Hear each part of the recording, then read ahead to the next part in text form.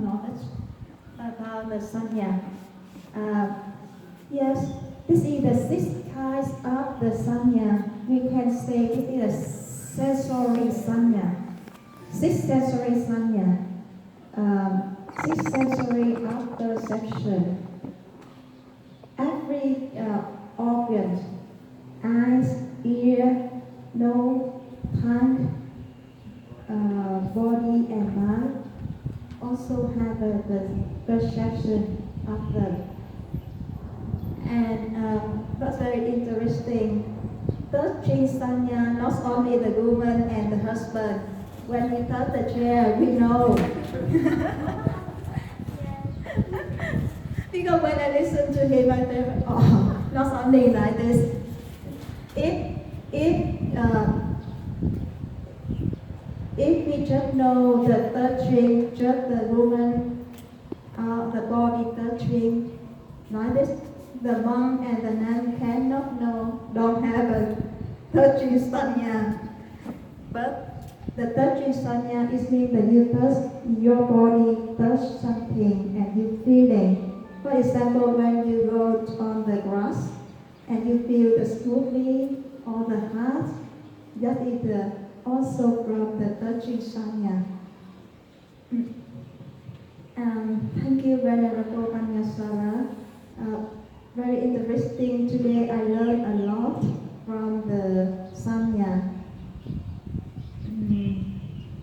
And now I would like to invite the Venerable. Rooney is a new from Manchester United. Ronnie, welcome, brother.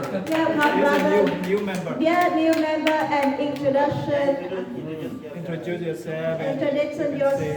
Introduce yourself. Where are you from? How old are you? You are. I'm sorry. You have to watch. Don't touch. Don't touch.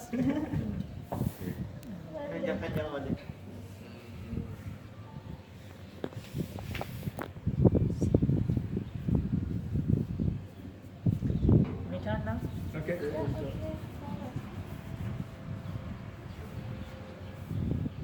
Well, good evening, everyone. Okay, my name is Roni Barua from Bangladesh. I think many of you know me, like Sister Mali. She saw me before. I met her before, Bante Kundala. Also, I met him before. So today we were discussing on the topic called the Buddhist perception. So many of the speakers already talked about this topic, the Buddhist perception. And many of them already spoke the word sanya. So in Sanskrit it is called sangya or sangya, also called perception, notion, or especially it's translated as a notion. And it's the common translation is perception. Sometimes it is translated as recognition as well. Yeah, yes, right. So there are two types of recognition: recognition of an object or recognition of a person. So recognition of an object means like this is a microphone, this is a mobile phone or something. And recognition of a person means this is man, this is woman, or this is nobody. So, and the other thing is the Bante Mayasara. He already talked about the 6 types of perception. But there are not only 6 types of perception you can find in Buddhism. There are also 12 types of perception. I think for this you should read the Girimananda Sutta, where the Buddha spoke on 12 types of perception. I can remember all, but the one is called Anicca perception, like then Anatta perception, and like Asukha perception, Anapanasati also, one of the perception. So we all have some kind of perception. There is no human being without perception except Arhats. They have no perception.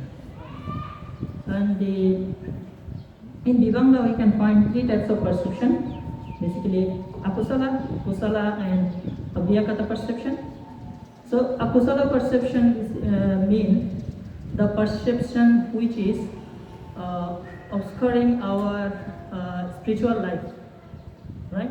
As Bhante said, uttava perception is a kind of akusala perception, because we feel that, okay, the worldly things, like worldly happiness, can bring us to liberation, okay?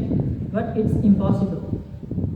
So these kind of perceptions, like, okay, if I touch a woman, maybe I will feel happy, or if I eat this food, it's very tasty, or sometimes we see rupa, we see beautiful figure, we become happy.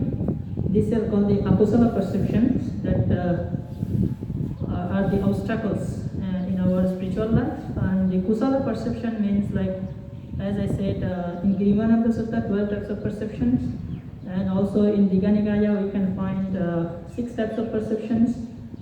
7 types of perceptions. And Anguttara Nikaya also we can find 5 types of perceptions. Actually all are similar, just in they have different figures. Okay, sometimes 12, sometimes 7, sometimes 4, sometimes 5, like this, but mostly similar. And the other thing is that, as I said, that there are wrong perceptions. Akusala perceptions means life is permanent. We think we are permanent beings sometimes. We don't want to die. These are wrong perceptions.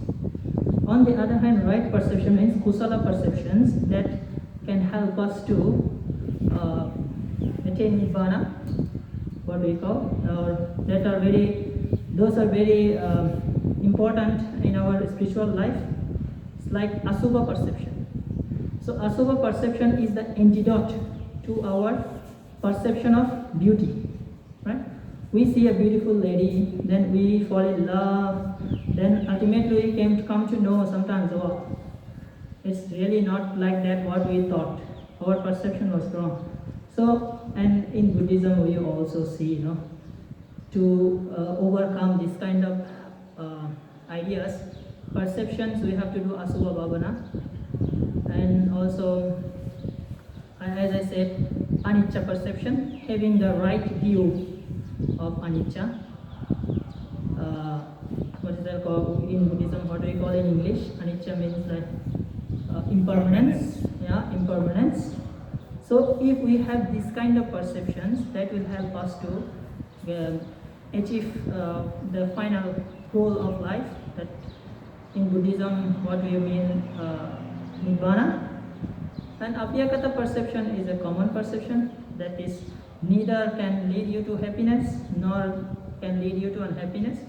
It's like abhyakata dukkha, actions which has no result, as far as I know. So as you have heard, many of you already discussed, so I think I have nothing more to say. Thank you very much for listening. That is all.